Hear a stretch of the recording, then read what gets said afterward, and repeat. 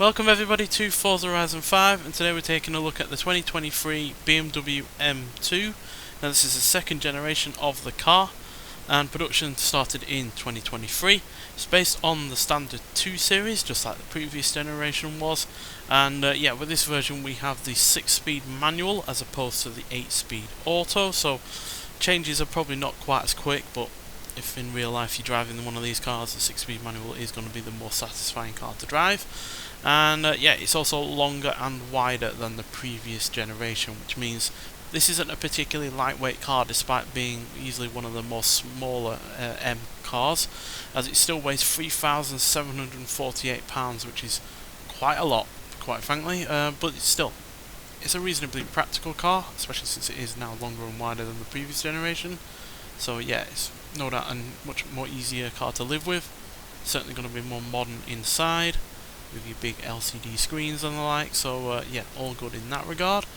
Looks like there's a decent amount of legroom in the rear, although not a huge amount, but should be alright if you've not got tall passengers. And it's got also a decent sized boot as well, which isn't much to ask for, quite frankly. In terms of the looks, which, yeah, BMW cars as of late have been really rather miss more than hit. I certainly prefer the look of this from the front than the previous three. Also, BMWs we've looked at recently. We've obviously looked at the iX and the M3. We looked at a while ago the M4, and yeah, I'm not a fan of the looks of those cars overall, to be honest. But yeah, the front of this definitely looks better. The much smaller grills are a much nicer thing to look at. Side profile's pretty good as well. I like the wheels. It just goes really rather quite wrong at the rear end, to be honest. Not a fan of those rear lights at all. The whole back end looks a bit squished down at the end of the day as well, and then you got the bulging side fenders and the quad exhaust, which, yeah, it's all just too busy for my liking. And those quad exhausts, yeah, what's the point? You don't need quad exhaust on anything that isn't, you know, a hypercar or a supercar. It just looks like they're trying to appeal to the kind of people that drive these kind of things on open roads in a really rather ridiculous manner and dangerous manner as well. But still, under the bonnet is where you get a lot of the serious performance from this car. So it's got a 3-litre twin turbocharged inline 6 like the likes of the M3 and the M4, but this one produces 453 horsepower and 405 pounds-feet of torque, so about 50 less than the M3 that we've recently looked at, but still from the same engine. So I imagine they've just turned the turbochargers down a little bit, and yeah, but still, it's a decent amount of power and torque, and at the end of the day it's all going through the rear wheels, so you don't want too much, especially in a car, like I said, doesn't exactly weigh all that little in the way of weight, which, yeah, is a big surprise with this car, because, like I said, it is a pretty small car compared to the M3 and the M4, and yet it weighs nearly as much as them, if not more. Let's take a quick look at my notes, because I seem to have obviously reviewed the M3 recently. Yeah, the M3 sedan competition, which obviously has more doors and more space, weighs 3,814 pounds. So, yeah, you're looking at what, 70 or so pounds more than this, thereabouts, and yet that has more, you know, more power, more torque, and it has more doors and therefore is more practical. So yeah, I think they've really rather missed you know, the mark on this car in terms of its weight. It should have been a lot lighter than the M3 and M4, which it shares the engine with, to make up for the lack of power in comparison to those cars. But yeah, nonetheless, let's get out onto the open road and see what this car can do. Right, so here we are at the drag strip. So yeah, this is hardly like an EV or anything, so it's not going to have a low top speed by any means, and the acceleration, despite the weight, is still fairly good. So let's get out here on this drag strip, see what we can do before we hit the speed camera, and then we'll go around the track. So it's got a decent launch to it,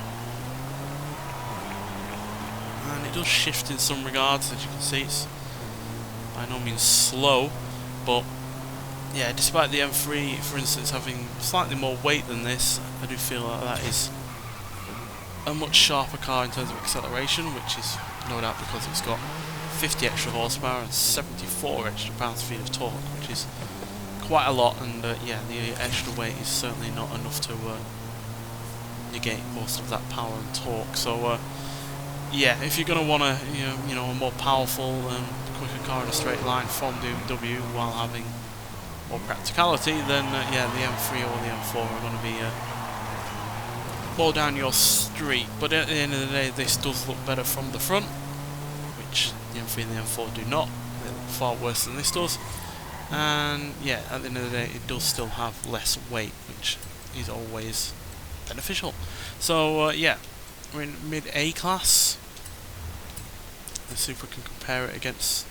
Oh well, we can't really compare it against the M3 because I've still got that upgraded. But where's the well, we have the original previous M2 here, as you can see, which, as you can see, is nowhere near as heavy as we are. It's nearly 300 pounds less than we are. Now, granted, we do have more power, as you can see, and also more torque. And we've also got better weight distribution as well, at 50-50 front and rear. But yeah, I have no idea why it's swollen so much in weight. It's just ridiculous. And yeah, there's the M4, which, as you can see, still a coupe, but it has more power and more torque while only marginally heavier. 55 pounds, I think that is, yeah. So yeah, that's not a massive difference, but still the stats overall are solid, especially the speed, handling, and the launch and acceleration. The braking is a little bit underwhelming. It's granted, it's still the same as the M4, but yeah, at the end of the day, that has more power, so you can, you know, get to a corner a lot quicker, so you don't have to really be too concerned about braking as early as possible. So yeah, a little bit disappointing then when you consider the weight.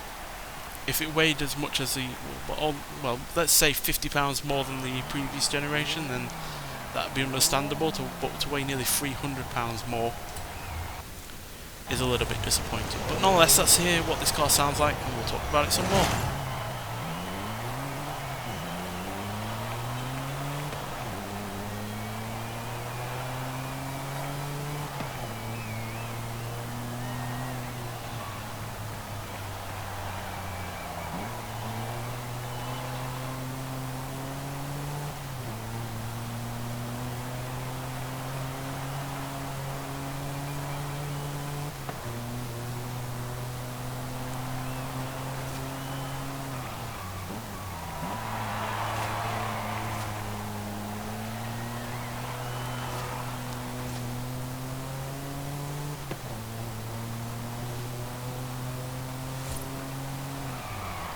So yeah, for my money, this does sound a little bit better than the M3 and the M4.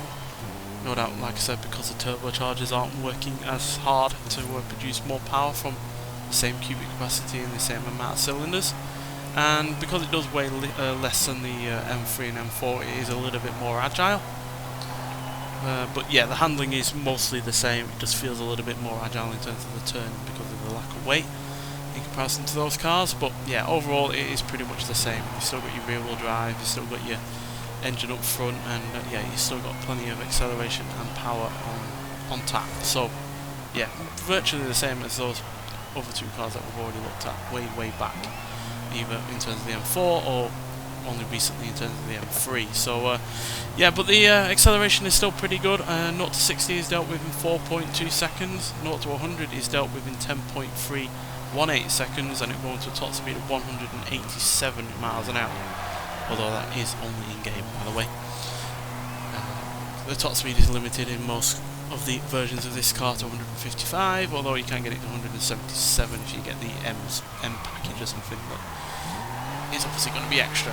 Handling wise, yeah, like I said, it is pretty much the same as the M3 and M4, which means it can be serious, but it also can be playful at the same time. And yeah, BMW really do the playful rear-wheel drive car mostly better than a lot of other car companies, especially ones that are trying to have the same kind of power as this does. So yeah, on the whole, a solid car, but to be honest, I was hoping for more. I was certainly hoping that it would be a lighter, variant of the M cars compared to the M3 and the M4 to make up for the fact that it has less power, but it just doesn't have enough lack of weight in comparison to those cars to make up for the the 50 horsepower deficit and the 74 pound-feet of torque less. So overall, a solid car, and I'm sure it'll be fun to drive in